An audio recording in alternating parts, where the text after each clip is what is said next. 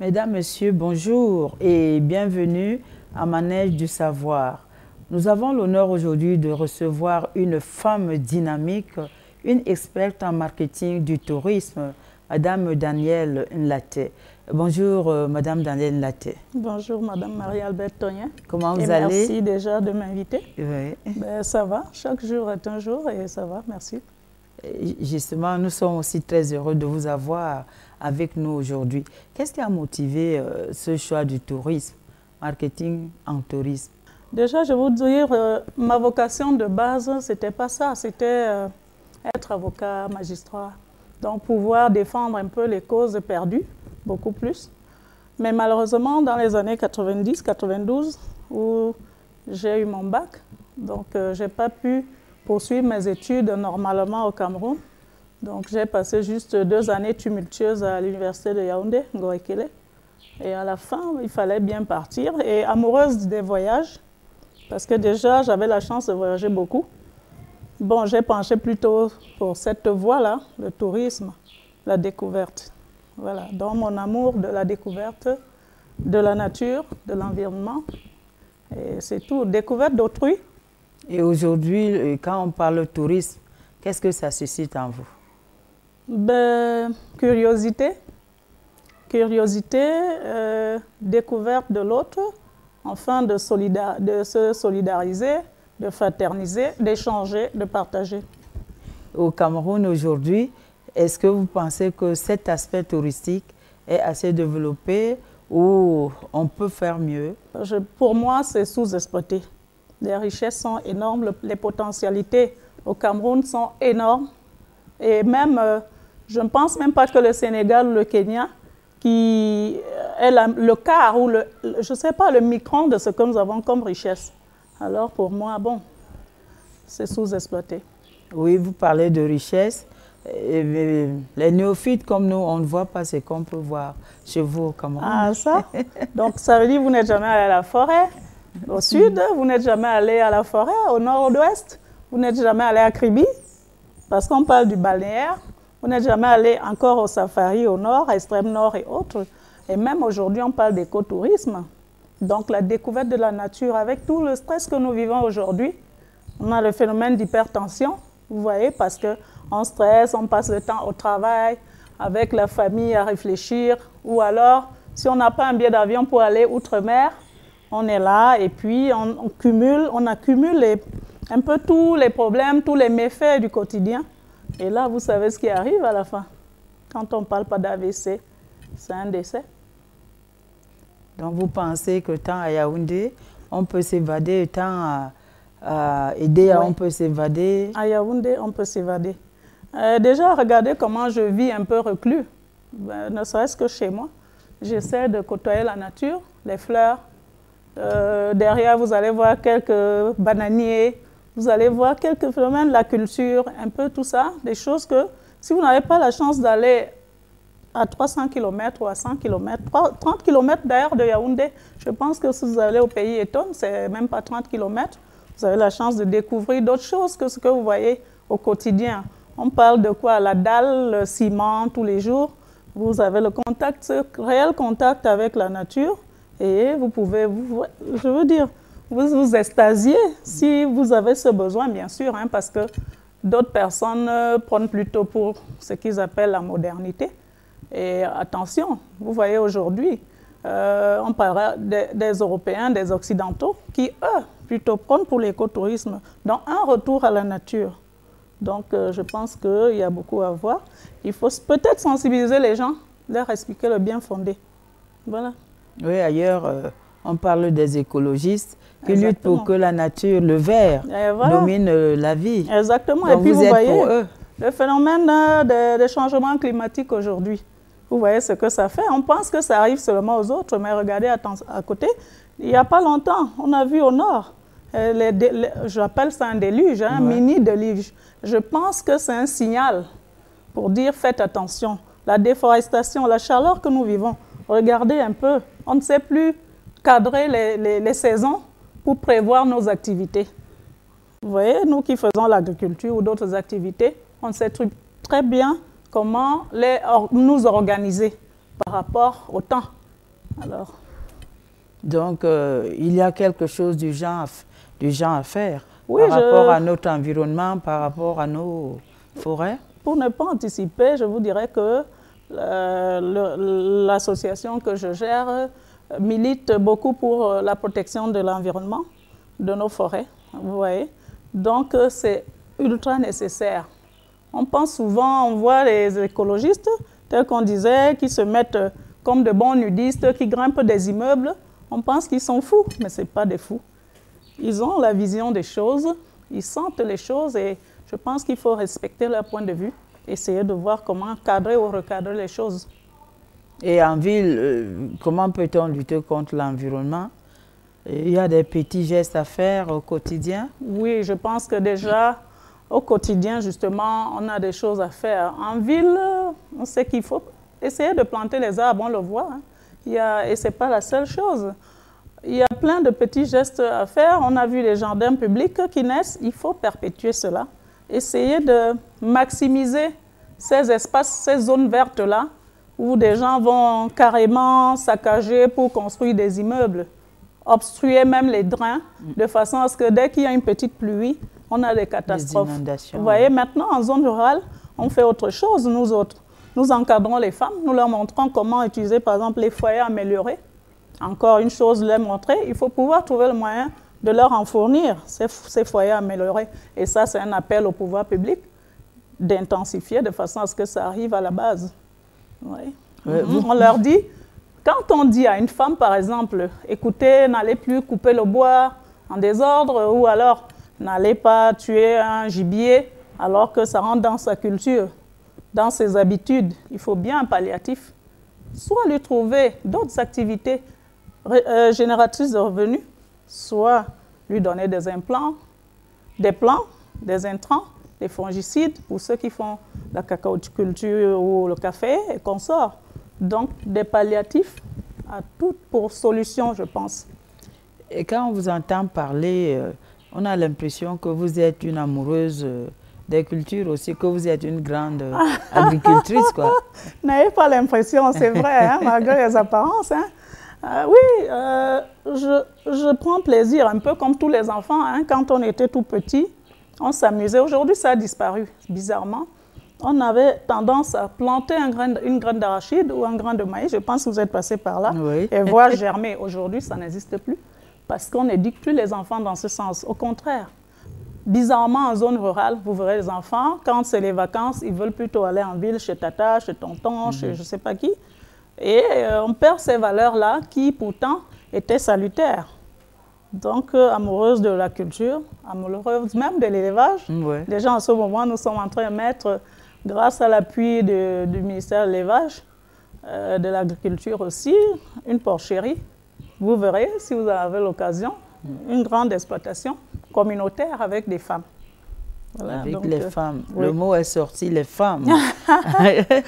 Les femmes. Avec les femmes. Ceux que vous connaissent disent que vous êtes accro des femmes. Vous êtes d'ailleurs présidente de l'association des femmes actives Ouais. de la CEMAC. Voilà, oui, accro des femmes, il faut nuancer. Oui, Je suis une femme bien constituée, je ne voilà. dis pas féministe. Pas féministe, Ouais. Pas de l'autre côté. Une femme qui a du cœur, aime les autres, ouais. qui aime C'est les ce que autres, je veux parce dire. que, rendez-vous compte, hein, la femme, oh, c'est un peu le point central de la vie. C'est elle qui donne la vie, n'est-ce pas? Oui. On a dit Dieu créa, et ensuite, qui met au monde? C'est la femme. Donc, à la femme, Dieu a donné ce pouvoir d'enfanter. Respectons la femme. Moi, je respecte toutes les femmes, même celles qui ne m'aiment pas, ou je les respecte, parce que quand je vois une femme, je me dis, ah, je ne sais pas d'où ça me vient, mais c'est comme ça. Elle a donc besoin de plus d'attention, de plus d'encadrement. Elle a besoin de formation, elle a besoin de moyens, pas forcément d'argent. Moi, j'ai vu, je n'ai pas d'argent, mais le peu de moyens que je peux engranger dans mes activités, ou alors quand je peux, par chance, avoir un soutien, ça, je ne vais même pas m'étayer là-dessus parce que ce n'est pas aussi évident que ça. J'essaie d'encadrer les femmes. Le peu que je fais à mon niveau, je me dis si chacun autour de nous pouvait, dans sa famille, dans son voisinage, dans son village, faire quelque chose, on ne parlerait pas de pauvreté. On parlerait de qualité de vie, oui. Amélioration de la qualité de la vie. Voilà. Les femmes actives de la CEMAC, oui. Parlez-nous-en s'il vous plaît. Ben, c'est de modestes femmes, telles que je vous disais tout à l'heure, qui s'adonnent à l'agriculture, à l'élevage, à la pêche, et maintenant qui transforment les produits de leurs exploitations. Parce qu'il s'agit de conserver. Vous voyez, en zone rurale, oui. Je suis originaire d'une zone rurale, de la zone forestière du Sud, l'accès en ville n'est pas facile. On ne va pas se leurrer, nous ne sommes pas très nantis là-bas. Je veux dire très gâtés par les voies de communication. Et encore moins le téléphone, des fois, il faut chercher un arbre, il faut se percher pour capter avoir le réseau. Vous voyez? Ouais. Donc, il faut s'organiser de façon à ne pas perdre tout ce que nous avons récolté. Vous voyez un peu? Oui. Et il s'agit donc maintenant de former les femmes, là, de les encadrer, de façon à transformer, par exemple, le manioc, le sécher de façon à ce qu'il ne soit pas souillé. Le poisson, aujourd'hui, on parle de séchage et non du fumage, tout simplement pour préserver l'écologie, tel qu'on le disait. Il y a différence entre séchage et fumage. Et fumage, oui. Et laquelle? Ben, tout simplement, vous pouvez sécher au soleil. Vous pouvez aussi, aujourd'hui, quand je vous parlais des foyers améliorés, on n'utilise pas forcément de bois ou du charbon. On a des essences que nous mettons, des fois qui parfument même le poisson. Ça peut être la viande même. Ouais, ça peut être la viande. On a aussi, nous importons un peu des formules comme au Tchad, où nous collaborons. Nous avons notre réseau étendu là-bas. On a le système des toitures, où nous mettons des étals sur notre toiture au village et nous pouvons mettre de la viande pour la sécher. Donc, plusieurs formules. Nous avons des produits acidulés, dont des fruits, qui aussi nous permettent de conserver tout en séchant à l'air comme ça. Dont les mangues, on peut... Le citron, oui. le lemon et d'autres produits que nous trouvons dans la forêt. Oui. Oui. Qu'est-ce qui a motivé la création de cette association? Le REFAC. Oui. Vous avez parlé des femmes du Tchad, d'autres femmes viennent d'où? Oui. Déjà, le REFAC est né en 2007 à Douala, au carrefour des deux églises. Une idée simple, en 2004, je suis au Cameroun, parce que je vous ai dit qu'après les années difficiles, je suis partie à l'étranger. Donc, je reviens au Cameroun pour mener quelques activités, vu que je n'ai pas pu trouver du boulot, comme on le dit, en fait. Peut-être que j'étais prétentieuse. Je ne me suis pas retrouvée dans ce que je voulais, la fourchette salariale. Et comme ça, j'ai ouvert un centre, des centres de santé, pas de santé, de massage, avec des Chinois que j'avais rencontrés à Hong Kong lors d'un de mes voyages, parce qu'entre-temps, je faisais le petit commerce.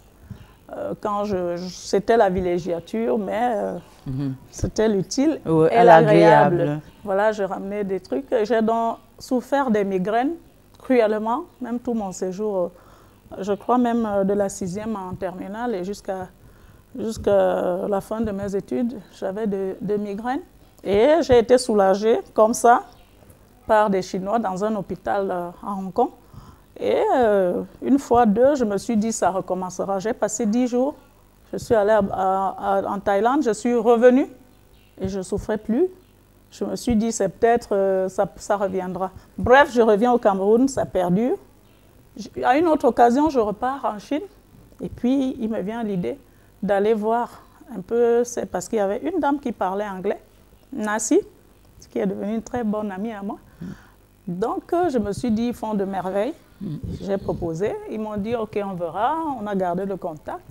Et une année plus tard, ils sont venus au Cameroun. Donc, d'abord un médecin, Dr Wanda, et puis Nassi, Xiao Biaoying. Et puis, on a installé comme ça un centre aux 2 églises où j'avais essayé de remettre à jour le foyer des scouts. Donc, du test, c'était un succès. Vous voyez des personnes vraiment malades, âgées, jeunes, de tout âge, qui souffraient vraiment. On était à l'hôpital. Et puis, c'était comme un miracle. C'était comme un miracle. Franchement, je n'en revenais même pas. Pour moi, c'était un coup d'essai. Et on a donc multiplié ces centres-là de massage et de thérapie traditionnelle chinoise. On est allé jusqu'au nord, Menganga, Ngaoundéré, Bouniébel, Ezeka, Douala. Donc, on a fait des tours et j'en ai profité pour former une quarantaine de jeunes. Bon, malheureusement, vous savez, au Cameroun, là, pas du gain rapide, facile. Ça a dégénéré, chacun voulait se mettre à son propre compte. Bref, c'est comme ça que me vient l'idée de former le REFAC parce qu'au carrefour des 2 églises, il y avait des jeunes filles, des jeunes garçons qui venaient garder leur matériel dans le centre, là, dans le foyer, comme il était vaste. Et j'ai sympathisé. Et puis, je voyais peiner dans des pousses. Je dis, mais ça, c'est combien la papaye? Non, ça me fait juste 10 000. Bon, si j'ai gagné un peu. Quand tu es un bon chrétien, on dit que tu dois donner. Il a dit, moi, à ma façon, c'est ce que je faisais. Je pouvais dire, bon, tiens, encore 10 000, essaie de renflouer. Et puis, il grandit, l'autre grandit. Je propose l'idée de tontine que j'ai connue il n'y avait pas longtemps aussi. Samedi, donc, tout le monde se regroupe. Ça devient une petite association des personnes exerçant les petits métiers. Voilà, tous les samedis. Je me retire, ça grandit, je n'ai plus beaucoup de place là-dedans. En temps, je voyage, je vois des copines qui peinent leurs enfants pour aller en Afrique même, mais pas seulement en Europe. Je dis, ben, pourquoi je n'élargirais pas ce réseau-là? Et c'est comme ça que naît en 2007 le REFAC, Réseau des femmes actives de la CEMAC. Comme ça, je ne peux pas trop vous expliquer. Seulement, le créateur peut vous le dire. Hein. Donc, il naît dans le REFAC qui commence, qui, comme ça, entre en mouvement. Des femmes de Douala qui se ruent. Bon, on mène des activités de sport, d'échanges, de voyages, de découvertes et tout ça, tontine, voilà. Et on va au Gabon, on installe le réseau. Au niveau de, d'abord, Libreville, on a discuté. Bon, c'était loin pour beaucoup, le visa, fameux visa qu'aujourd'hui on essaie d'enlever un peu de la circulation. On parle de libre circulation parce que nous agissons beaucoup pour l'intégration. Voilà. Et le Gabon, ça rime. En 2009, c'est le Tchad. On fait une grande sortie au Tchad, bien reçue par tout le monde, la CEMAC, le Premier ministre, tout le monde. Après, c'est le Congo en 2011. Voilà. La Guinée équatoriale, en 2011 aussi, nous rejoint. Timidement, vous savez, le régime n'était pas à l'époque. Parce que récemment, nous avons eu la preuve du contraire. Les femmes ne pouvaient bouger que sous l'instigation sûrement des autorités. Mais ils nous ont envoyé des femmes, des responsables d'administration féminines qui sont venues en grande pompe en 2011 à notre foire, à la fameuse foire Fotrac à la frontière Cameroun, Gabon et Guinée équatoriale. Ça, c'est une de nos initiatives. Donc, voilà, aujourd'hui, le REFAC s'est étendu en RDC. Déjà, il y avait des représentants de la RDC, à Sao Tomé et Principe. Voilà, et donc, on a le Congo, le Tchad, la Centrafrique, le Gabon la Guinée équatoriale, point focal, je vais préciser. Et maintenant, comme je vous disais, l'Angola, Sao Tomé et Principe.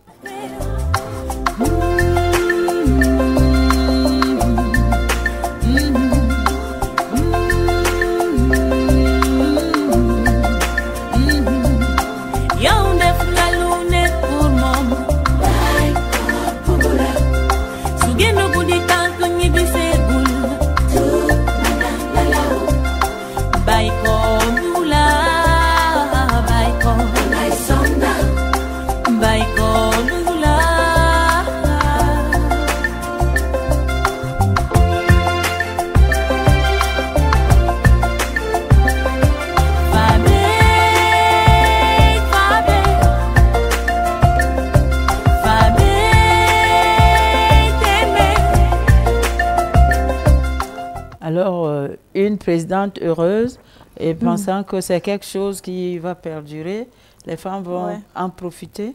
Nous avons déjà fait des plaidoyers, des actions sur le terrain pour la libre circulation des personnes et des biens en Afrique centrale, comme nous avons vécu en Afrique de l'Ouest et partout. On a l'Union européenne, on a...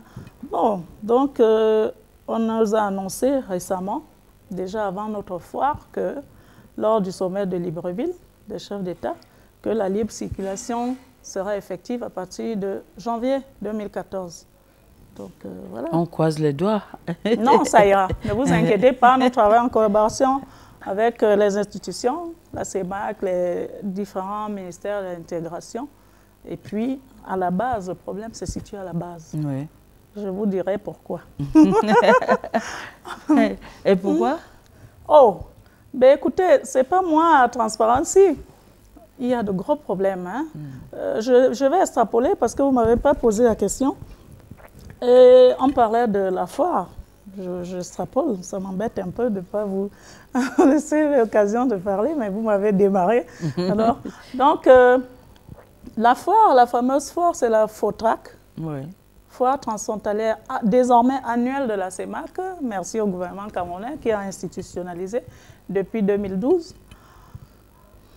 L'idée de la foire est venue tout simplement du fait que acheter un billet d'avion, ce n'est pas tout le monde qui peut le faire, ou même partir par route de Douala à Bangui ou de Douala à N'Djamena ou Bata ou Libreville. Parce que la majorité des femmes que nous gérons sont des femmes modestes, hein, modestes en revenus, bien entendu. Et on s'est dit, il faut trouver un prétexte pour qu'au moins une fois par an, nous nous retrouvions quelque part. Bon, nous avons commencé à parler à Bangui, parler à Libreville, Bitam et consorts. On s'est dit, Ezeka, Nkonsamba, donc un peu, on parlait du tourisme, découverte et un peu, comment dire, le déstress, des séances de déstressage, je vais dire ça comme ça. Donc, ça coûtait cher de prendre l'avion. On s'est dit, OK, annuellement, nous allons nous retrouver aux frontières. Nous avons donc commencé en 2010 à Mbam. Mbam, c'est 25 km de Kiossi, de la frontière elle-même. La frontière, bien entendu, Cameroun, Gabon, Guinée équatoriale. Et on va me dire pourquoi tu as choisi cette partie-là, parce que tu es du sud. C'est bon, le sud profond. Je suis à quelques kilomètres de Yaoundé, à peine 200 km de Ebolova. C'est vrai qu'on va encore un peu plus en brousse. Mais c'est la plus paisible. Il y a des tensions, comme partout, comme dans des foyers, comme dans des maisons. Il y a des tensions entre les peuples, toujours. Mais il n'y a pas de coupeur de route. On ne tue pas. C'est difficile. Il y a des crimes un peu perpétrés par ces petits trafics qui existent aux frontières, pour lesquels nous militons. Nous ne faisons pas tout, mais vous voyez, nous sommes un réseau. Et dans un réseau, chacune a son expertise. Et moi, ce que je fais, je vous ai dit, j'ai juste un bac plus 3. Il faut bien que je me forme au quotidien pour pouvoir encadrer les autres dans des domaines qui m'intéressent, ou alors être un peu curieuse dans des domaines que je ne maîtrise pas, pour avoir peut-être quelque chose à dire quand il n'y a personne pour combler les vides. Donc, c'est un peu ça. Nous sommes donc installés d'abord en BAM en 2010. Malheureusement, nos sœurs de l'autre côté ont connu des tracasseries que nous connaissons, policières, douanières. On va dire merci aux délégués de la sûreté qui fait beaucoup En ce moment, je pense aussi le CED, le secrétaire d'État à la gendarmerie, parce que quand on se plaint, nous voyons les réactions. Oui. Voilà, ça c'est le plus important. Nous voyons un peu comment ils réagissent. Il y a des décrets, des tests tous les jours qui sanctionnent un peu ces ripoux et qui font honte un peu à l'Afrique. Oui. Qui font honte à l'Afrique, ça il faut le dire. Et comme je vous disais, depuis donc 2010, c'était en BAM. Nous avons donc décalé, tout simplement parce qu'on fait une foire internationale. Oui. Les Gabonais et Guinéens, quand on reproche d'être xénophobes, sont refoulés parce qu'il faut 5 000 francs par personne, par famille, en tout cas par tête de famille, pour venir à la foire. Vous voyez ce que ça fait? Nous étions donc obligés de délocaliser encore aux frontières. Vous voyez déjà, nous partons de Douala, ce que ça coûte de ramener tout. Et nous nous retrouvons donc aquí aussi, qui est la ville vraiment confondue à celle de Bébéine, de Meoké, par le Gabon, et de l'autre côté, par la Guinée équatoriale. Donc, nous commençons en 2011. Ah, ça, je ne vais pas vous dire, hein, des galères. Mais Dieu merci, 2012, le gouvernement entend notre voix parce que nous faisons toujours nos rapports. Et nous avons donc un comité interministériel qui est mis en place par le Premier ministre, chef du gouvernement, et le parrainage du ministère du Commerce. Entre-temps, nous avons des soutiens. Nous avons, en 2011, pendant nos galères, le gouvernement centrafricain qui nous envoie toute une délégation avec une ministre centrafricaine, Mme Mandungu, à qui on dit merci, du tourisme et de l'artisanat, qui vient jusque là-bas nous soutenir. La foire, malgré tout, malgré les peines, les déboires, les obstacles, qui continuent à exister, qui se perpétuent même parce que plus vous avancez, on pense que vous avez de quoi donner et tout ça. Mais nous, chrétiens, comme on a vu le parcours de Jésus-Christ, en fils de Dieu, on a vu tout ce qu'il a vécu. Et on essaie de prier, mais de travailler. Et la foire avance. On a tenu déjà la 4e édition récemment, toujours à Kiossi. Et avec l'aide de Dieu, ça s'est très très bien passé. La Guinée en grande pompe, le Cameroun, dont on avait presque 300 personnalités et autorités d'Afrique centrale. Vous voyez un peu ce que ça peut faire comme émotion. Bon, c'est vrai qu'il y a une activité de pose de première pierre de ONU Femmes, un hangar offert aux femmes. Ça aussi, nous saluons l'initiative qui s'est greffée et que nous accompagnons parce que nos plaidoyers vont dans ce sens que les femmes soient beaucoup plus encadrées, pas seulement chez elles, mais aux frontières. Donc, qu'elles vivent moins de violence, parce que c'est de ça qu'il s'agit.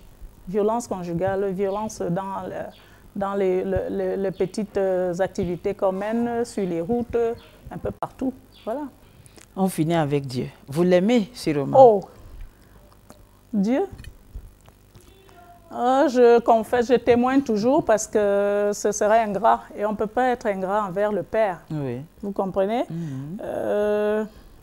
Je n'ai pas un meilleur recours et repère.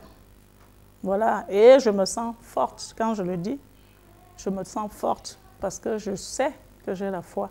Et je le faisais avant, peut-être parce que j'étais un enfant. J'avais souvent, ce qu'on me dit, et je pense, hein, sans être prétentieuse, que j'avais souvent su partager, soigner même les gens au quartier parce que mon père était dans le domaine médical, les échantillons médicaux, vous savez, à l'époque, ouais. Le coton, les compresses, un peu tout ça, les cartons de... J'ai pu déchiffrer et décrypter tout ce qu'on appelle posologie, indication. Je n'avais même pas 12 ans et je pouvais donner un comprimé à quelqu'un. Donc, Dieu, je pense qu'il est le maître de tout, qu'on le veuille ou pas. Tout simplement et merveilleux. Son fils Jésus, qui, comme nous, a passé des étapes.